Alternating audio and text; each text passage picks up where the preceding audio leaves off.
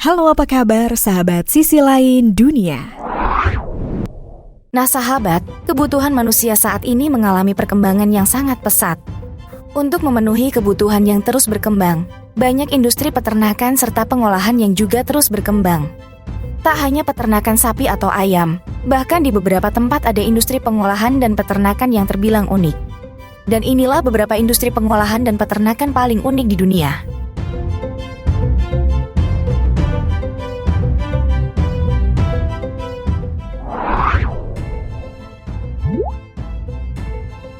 Pengolahan buaya. Meski buaya merupakan binatang buas yang seringkali dihindari oleh manusia, namun di Brazil buaya-buaya ini justru diternak dan diproses di pabrik. Proses ini dimulai dengan pengambilan telur-telur buaya di alam liar. Telur ini selanjutnya akan diambil untuk ditetaskan di peternakan. Bahkan tak jarang proses penetasan pun dibantu oleh pekerja dengan cara manual. Setelah bayi buaya menetas, buaya ini selanjutnya akan dipindahkan ke tempat pembesaran. Di sini buaya akan ditempatkan di kandang terpisah sesuai usianya. Setelah cukup besar, buaya-buaya ini pun siap untuk dipanen. Di pabrik inilah daging dan kulit buaya akan dipisahkan. Kulit buaya akan diproses dan dijual sebagai bahan pembuatan tas dan lain-lain. Sementara daging buaya akan dipotong dan dikemas dalam kemasan khusus, yang nantinya akan dijadikan sebagai produk makanan.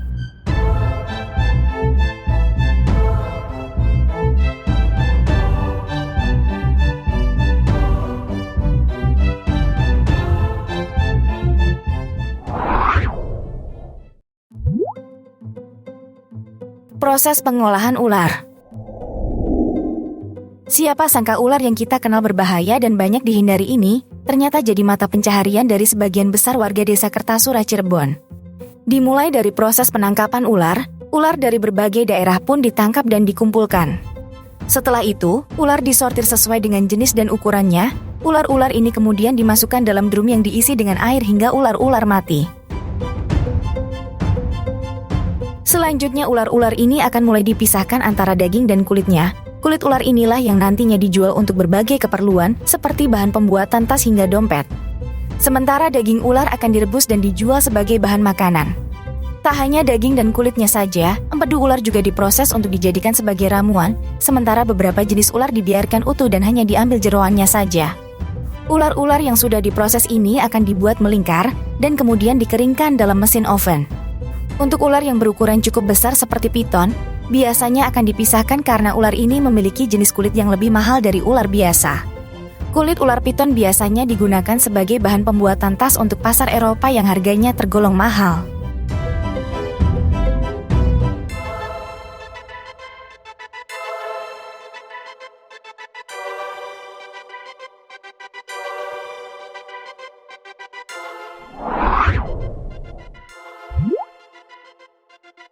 Pengolahan paus. Perburuan paus di Jepang memiliki pendekatan yang jauh lebih modern dan melibatkan penggunaan kapal besar serta peralatan canggih. Para pemburu paus di Jepang menggunakan kapal khusus yang dilengkapi dengan senjata harbon dan berukuran besar untuk menembak paus yang menjadi target mereka. Biasanya paus yang mereka buru adalah jenis yang relatif kecil dan mudah ditangkap. Jumlah paus yang boleh ditangkap oleh Jepang ditetapkan oleh pemerintah setiap tahunnya untuk menjaga keseimbangan populasi paus. Paus yang sudah ditangkap akan diangkut ke pelabuhan terdekat untuk diproses lebih lanjut.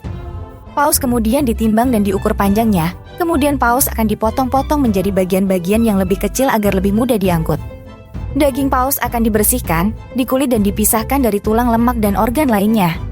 Setelah selesai diolah, daging paus akan dikemas dan diberi label harga sesuai dengan jenis kualitasnya.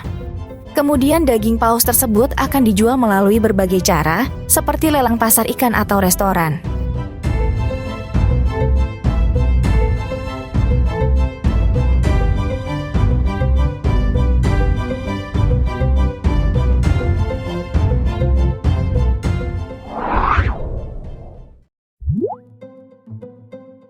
Proses telur asin.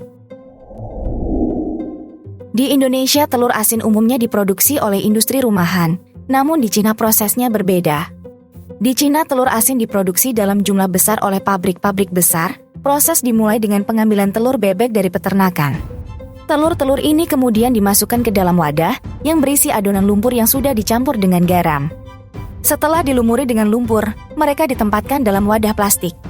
Dalam wadah plastik itulah telur-telur ini akan didinginkan agar rasa asinnya meresap ke dalam telur. Setelah didinginkan selama sekitar 30 hingga 40 hari, telur akan diperiksa untuk mengecek kondisinya. Setelah dianggap siap, telur-telur ini akan dibersihkan untuk menghilangkan lumpur asin yang menempel pada cangkangnya. Selanjutnya telur-telur ini akan dimasukkan ke dalam wadah besar khusus, di mana mereka akan dipanaskan sampai kering. Setelah proses pengeringan selesai, telur-telur asin yang telah jadi ini akan dipacking dan siap untuk dijual di pasar.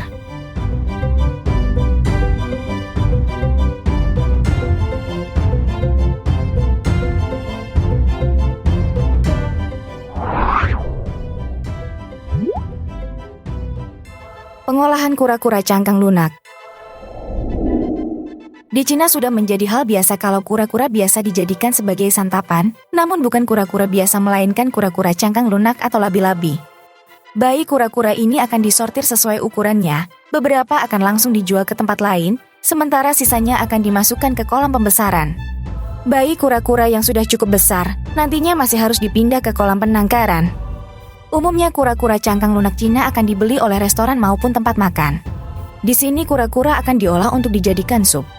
Kebanyakan masyarakat Cina percaya mengkonsumsi daging kura-kura bisa membawa keberuntungan.